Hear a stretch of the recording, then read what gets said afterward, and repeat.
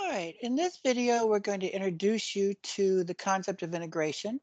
You'll see this again in your next course and play with it with the CCPC, the Canadian Controlled Private Corporation. That's where we see the more complex aspects of integration. In this lesson, we're just going to look at the basics of integration. So we'll get my document camera up and running and we'll start talking about it. So we're talking about dividends. Oops. There we go. Let's get organized. So what are dividends? You all, I assume, are comfortable with this. They're distributions of earnings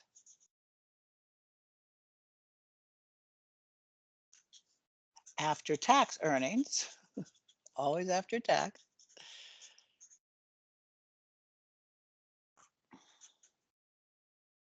to the owners.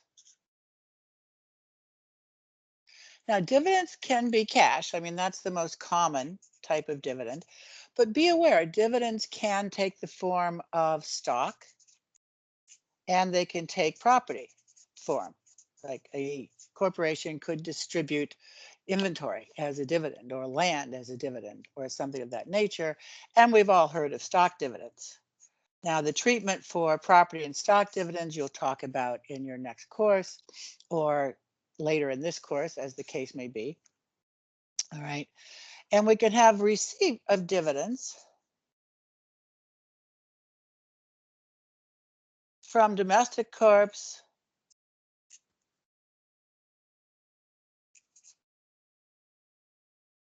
or foreign corps. A Canadian can invest in Canadian companies, but they also can invest in non-Canadian companies. Now, the dividends from a foreign corporation, just to cover off the easy part first,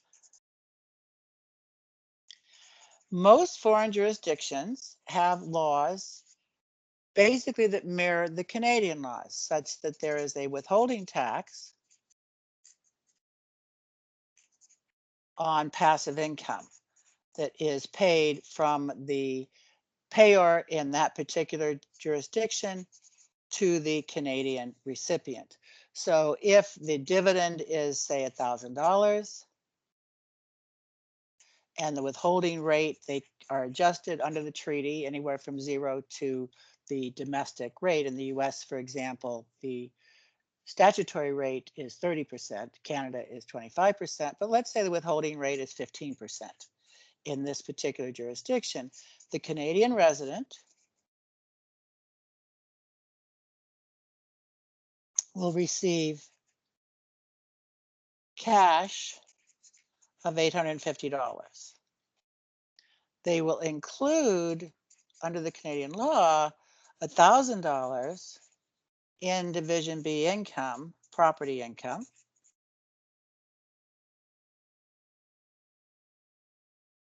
And then they'll have an available credit, in some cases a deduction,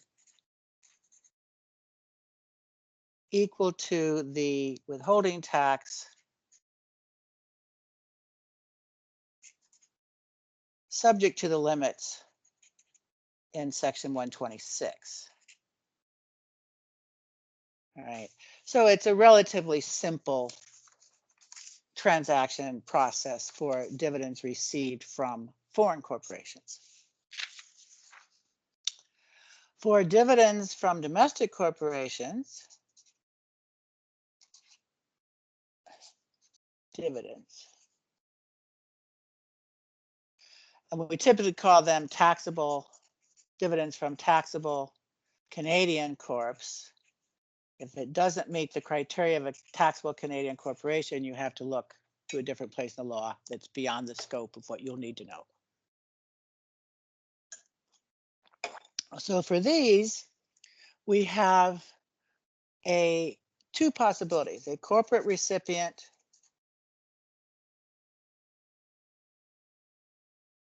or an individual recipient.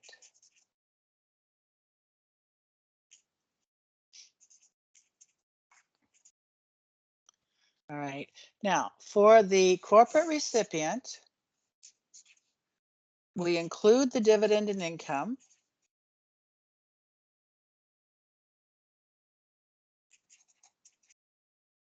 under Division B. And this is important because we're going to see here in a second that the dividend essentially is not taxed at the corporate level, but there are calculations in the tax law that are a function of the Division B number versus the taxable income number. So it's important to realize that it's not just a wash. It does make a difference. We then deduct the dividend if it qualifies under Section 112 of the Act, which again, most taxable Canadian corp dividends are going to qualify under Section 112. We deduct that dividend under Division C to determine taxable income.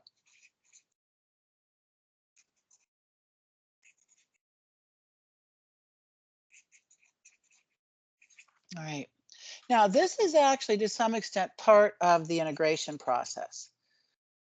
It's not the main focus that we tend to see, but what we're trying to do here is avoid double taxation. What you want to realize is that what we're talking about is some shareholder individual, there always at some point is an individual at the end of this, owns stock in a corporation, let's call it corporate one, and that corporation owns stock in corporation two. So what we're talking about is a dividend from corporation two to corporation one. Now the question is, where did they get the money? Did corporation two get the funds to pay the dividend to Corp One? All right. Well, once again, what is a dividend? It's a distribution of after-tax earnings. So because a dividend is a distribution of after-tax earnings, remember I said this is always going to be key. What that means is that the earnings that gave rise to this dividend have already been taxed. So if we tax the dividend at corporation one level, that means those same earnings have been taxed at the corporate level twice, at corporate level two and at corporate level one. That will cause us a lot of trouble when we try to do our next step of integration, our dividend gross up dividend tax credit, when the funds get distributed up to the individual as a dividend. Eventually they will. The dividend to the individual, sooner or later, the money comes out to the individual. If we've paid a double level of tax at the corporate level, that will distort the process of trying to integrate from the corporation to the individual level. Now, notice that means that the deduction under Section 112 has a key assumption attached to it. What is that assumption? Look at this and think about what that assumption is. What that assumption is that the earnings that gave rise to this dividend right here actually were taxed. That the earnings, the assumption is the earnings at C2 level, corporation two, were taxed. So if you're looking at a situation and you observe that, gee, C2, for whatever reason, special write-offs, etc., has never paid tax, that should cause you to think, well, wait a minute, is there an issue with the dividend received deduction? That's the Section 112 that we talked about. That's the deduction for the dividends at C1 level. All right. That should cause you to question if these earnings were not taxed for some reason, lost carryovers, etc., maybe there's a problem. And again, remember I've said in an earlier lecture, the key to everything is asking the questions. So if you see that, I don't expect you to know the answer because you won't. It's way beyond the scope of anything you need to know. But I expect you to call the tax guy. All right. Or call your supervisor if you happen to be the tax guy and say, wait a minute, like something looks wrong here. And you're going to see there's all kinds of places where there are provisions, part 4.1, 6.1, etc., to deal with the problem of that the assumption that C2 earnings were taxed being violated. All right. So we want to prevent double taxation. And by the way, integration, you could say, and I think your textbook does on occasion, is a prevention of double taxation, but it's richer than that. So I want you to focus, we'll talk here in a second about the integration process. I want you to focus more broadly than just the concept of preventing double taxation, although that is certainly a key to everything, all right? So the fact that corporations don't pay taxes on intercorporate dividends, just as a side note, this is beyond what you really need to know, but if the corporation gets a dividend from a foreign corporation, under certain circumstances, Section 113 will deduct that dividend as well from the tax from Division B income. So the taxable income, Section 112 and 113 together may eliminate all dividends from either domestic or foreign corporations from the income of the recipient corporation. Now, individuals. The problem we have when we start looking at the tax, we've got a shareholder and a corp. We'll not worry about the subsidiary corps because we've said we solved that problem with the dividend received deduction under Section 112. So what we want to think about is a individual has choices. Remember, everything is about decisions, right? And an individual can operate either individual, like just do things, no corporation. And the individual can earn interest. The individual can invest in property, can earn business income. The individual can sell property and get or generate capital gains and losses, etc. The individual can engage in any activity. Well, the individual could, so that would be engaging directly in the activity.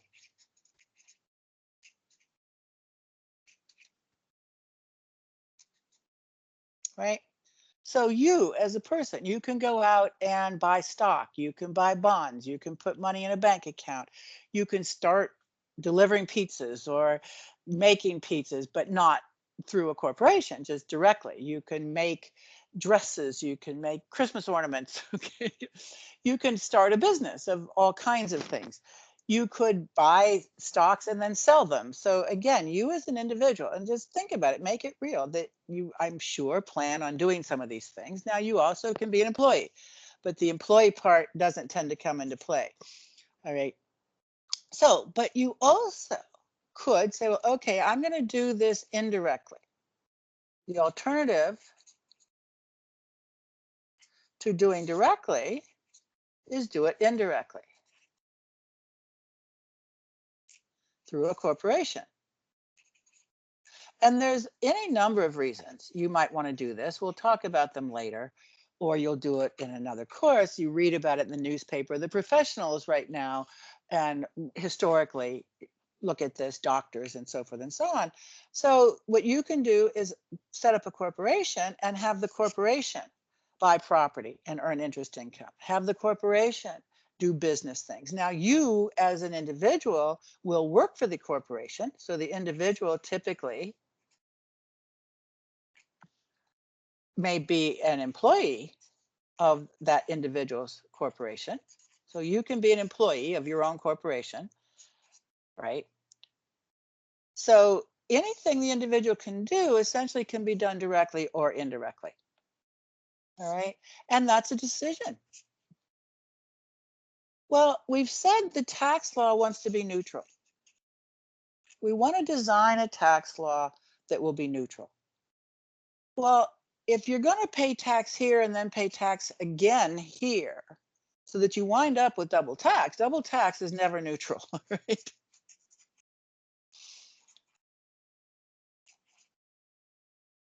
All right, it just can't be, all right? So what we want to do is you always start. So step one is you figure out what happens if the taxpayer earns the income directly.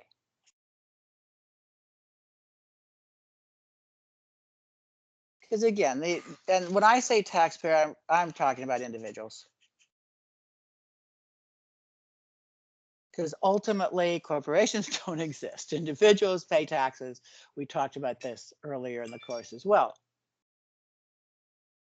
So we want to understand that what happens if the individual earns the income directly. So what you do is you just sit down and you start saying, well, okay, if Joe earns interest income, they pay X tax at X time. If they earn business income, you measure it X tax at X time. I mean, like, just figure it out. You just run the numbers. All right. Then step 2, you figure out what happens if the taxpayer, the Joe, earns the income indirectly. Right? So here we have Joe just doing things, passive or active, investing or carrying on a business. Here we have Joe putting the money in the corporation, and the corporation is doing things. Joe may be an employee, but the corporation technically is earning the interest, earning the dividends, and so forth. All right. And we measure the tax paid and when. And we compare the two. And what do we say? Well, if Joe earns interest and pays X tax at X time, and the corporation earns interest and pays the same tax at the same time, same tax, same time as directly, well, that's clearly neutral. There's no difference. We're looking to see, is there a difference? If there's a difference, it's not neutral. If there's no difference, it is neutral. All right, so same thing, business. If the corporation earns the business income, does it pay, the corporation pay the same tax Joe would pay at the same time Joe would pay it? All right, so what we're saying is that if I have Joe do things directly,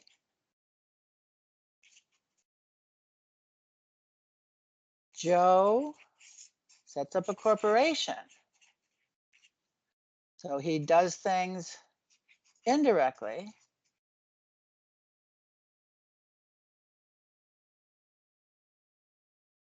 Through the corporation. But we're doing the same things, whether it's investing or carrying on a business, anything of that nature. Do I have the same amount of tax paid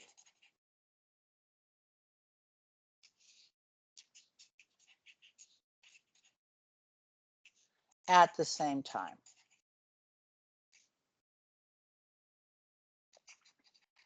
If earned indirect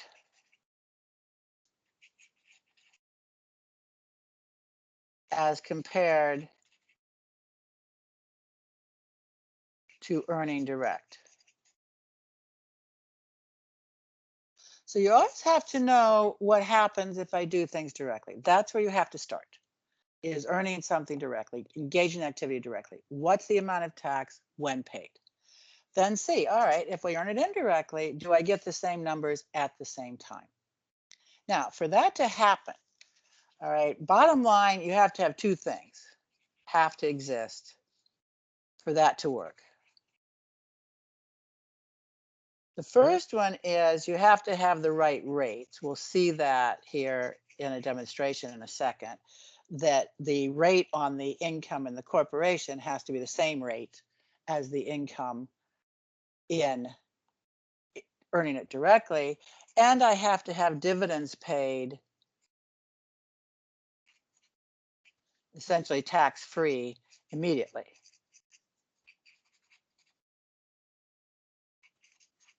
Now, alternatively, I could just not tax the corporation and just have the income flow to Joe and he pays tax at the same time. That would be somewhat the way the US does it. The US essentially treats these corporations as partnerships under exact conditions. And that means the income just flows through. All right. That's not what Canada does. So you're going to see Canada does not actually have pure neutrality here because this would be neutral. If I get same amount of tax at the same time, I would have neutrality. Neutrality. All right. Because there'd be no difference. All right. So we have to look and see, well, how close do we get? What are we actually doing to make this work? All right. Well, if we look at the basics of how things work, we'll see in numerical terms where the problem comes in. So if we say, all right, we have, let's say, a corporate tax rate of, let's say, I'm going to keep numbers simple. Well, maybe let's use the real ones. You'll find out, later that the corporate rate basically is a basic rate of 38. And then there's a 10% provincial abatement. Again, don't worry about this now. You'll learn it later. We have a basic now rate of 28. This is federal. Now we also have a 13% reduction that was put in place for the Canadian system to be more competitive worldwide. So that gives us a 15% rate federal. And the assumption is that the provincial rate is going to be about 12.5. And that varies. The federal government can't control that. That just varies among provinces. So we've got a basic total. We always do these analyses in the context of totals. So let's think about this. Let's say we've got Joe again, and let's say Joe is in a 52% tax bracket. We typically use the high end of the tax brackets because generally speaking, these issues don't come up with employees or lower end tax bracket people. So if Joe earns business income directly, let's say he earns that $1,000 of business income, he will pay $520 tax as earned. Right? So that's the basic structure. Well, if Joe decides to do it indirectly, we're going to have the corporation have the 1,000. The corporation is going to pay tax at 27.5%. So that's $275. So the corporation, I need my calculator. Don't ever look at my math if I haven't used a calculator. Corporation has after tax income of $725. Now that's available for a dividend.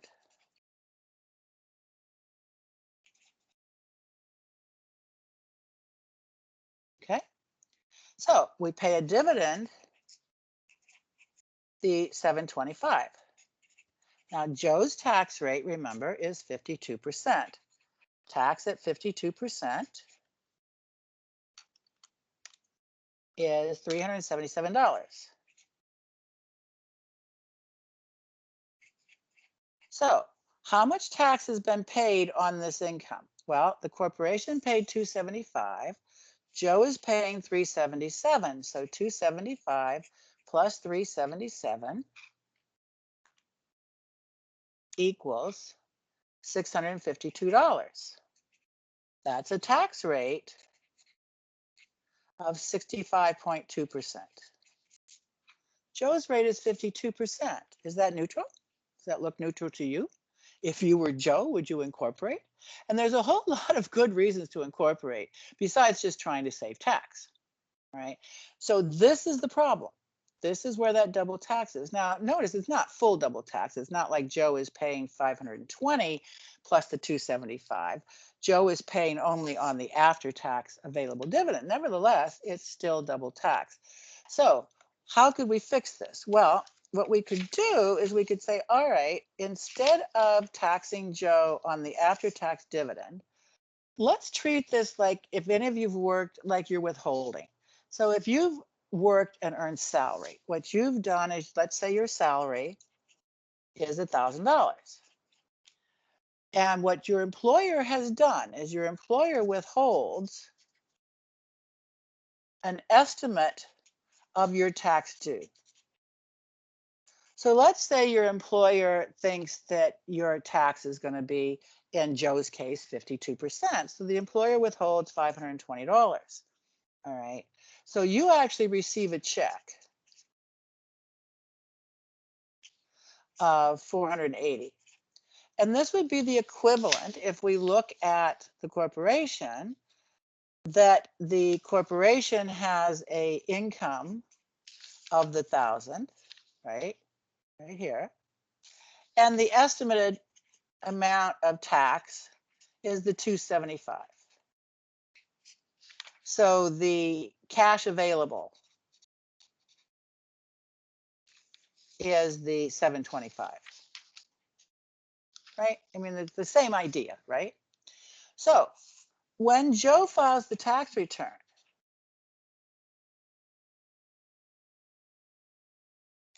right? So Joe, with this salary, like don't pay any attention to this, but he earned the salary, his income reported will be the 1,000, all right? And then he calculates his tax, and that would be, in this case, 520. He's 52% bracket. And he deducts the amount withheld by the corporation of 520. So Joe owes, in this case, 0 because the corporation fully withheld. In this case, we do the same thing. We say, well, all right, we're going to put that full amount of income on Joe when he filed his tax return. We'll put that full amount of income, the corporation's pre-tax income, just like we would put the salary on. We'll calculate Joe's tax due, which is 520. And then we subtract the amount that is sort of withheld by the corp, 275. So Joe will actually pay 520 minus 275, 245. Now, what's the total that Joe is paying on the income? Well, he's paying the 275 that was held plus the 245. Well, gee, 245 plus 275, even I can do that math.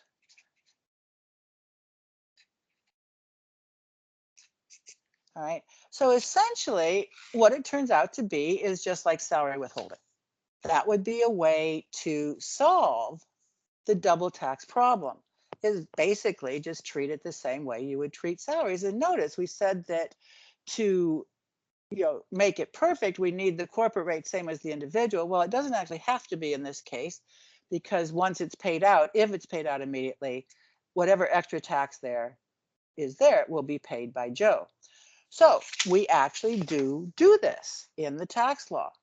What we have in the tax law is we assume, there is an assumption that the corporate rate is 27.5%. And remember, the federal government can't control the the provincial rate. So that may not be actual. That may be inaccurate.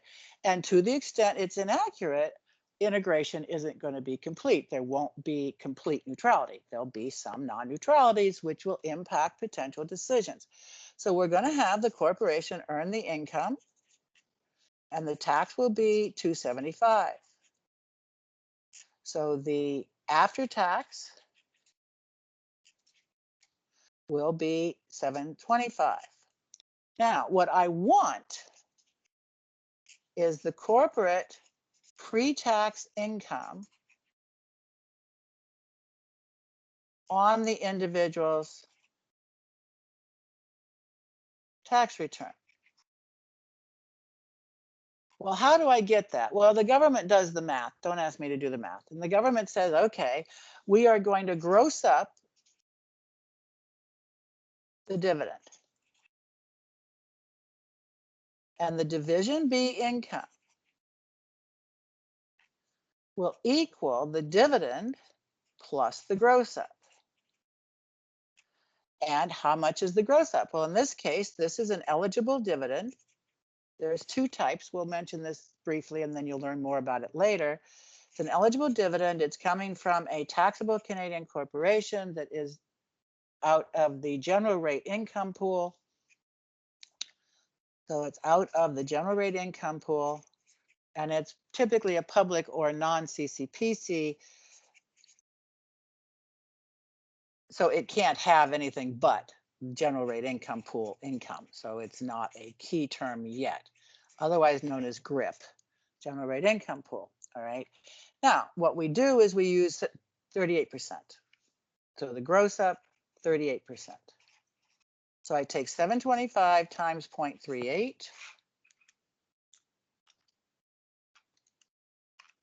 And son of a gun, that equals 275.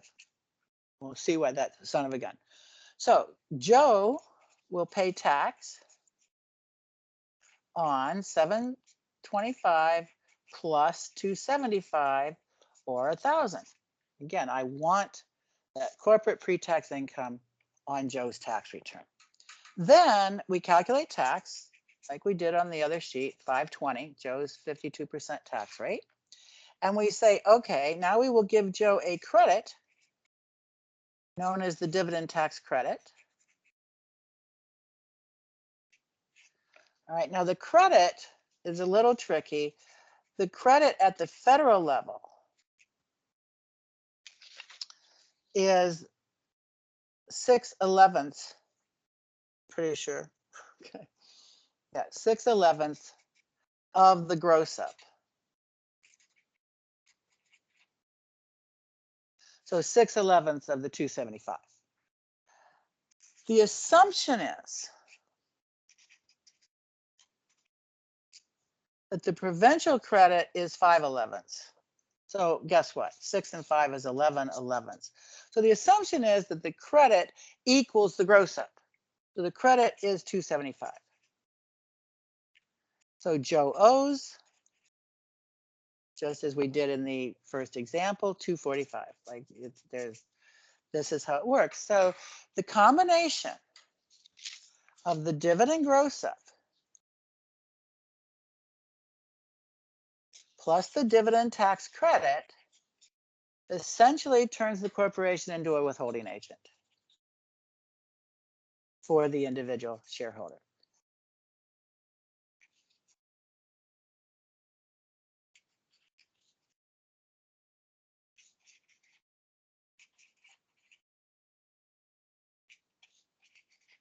Right? That's basically what happens, as I demonstrated in the other sheet.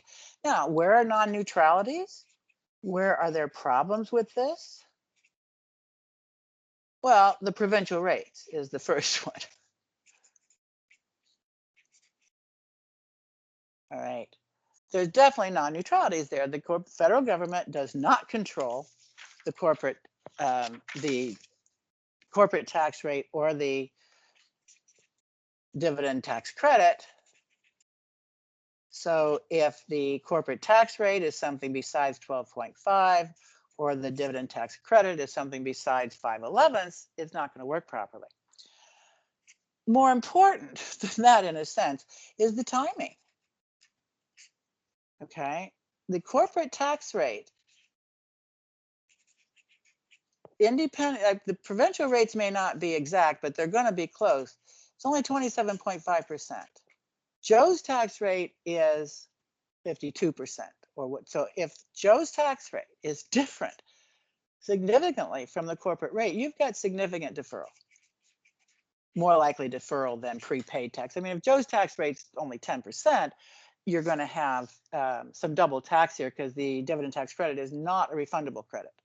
So if Joe's tax rate is lower than 27.5%, he shouldn't have a corporation. That's not a good idea. All right. Once he gets the dividend, he may have a lower tax rate until he gets money, but at the point he gets the dividend, he needs to have income to have a tax rate higher ting that, or having a corporation costs money. But as long as Joe's tax rate is higher than 27.5%, there is deferral benefit. And when we talk about planning for corporations, or you talk about it in another course, that's going to be a key point.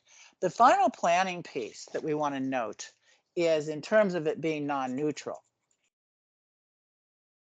And this is why you see this all the time. Losses. All right. Losses incurred if the activity is engaged indirectly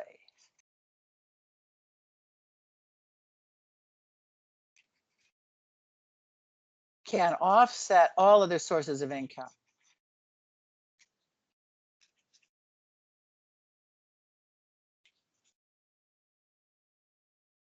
So, if you have employment income and a loss from a business, you can use the loss from a business against the employment income. Losses incurred indirectly, in other words, losses generated in the corporation, the activity is indirect. Those losses stay in the corporation. The only way to access those losses is to sell the stock, and in that case, it's a capital loss. It can't be offset against employment income, anything like that. It can only be offset against capital gains. So that's definitely not neutral, and this is why we typically see we don't incorporate until we're earning income.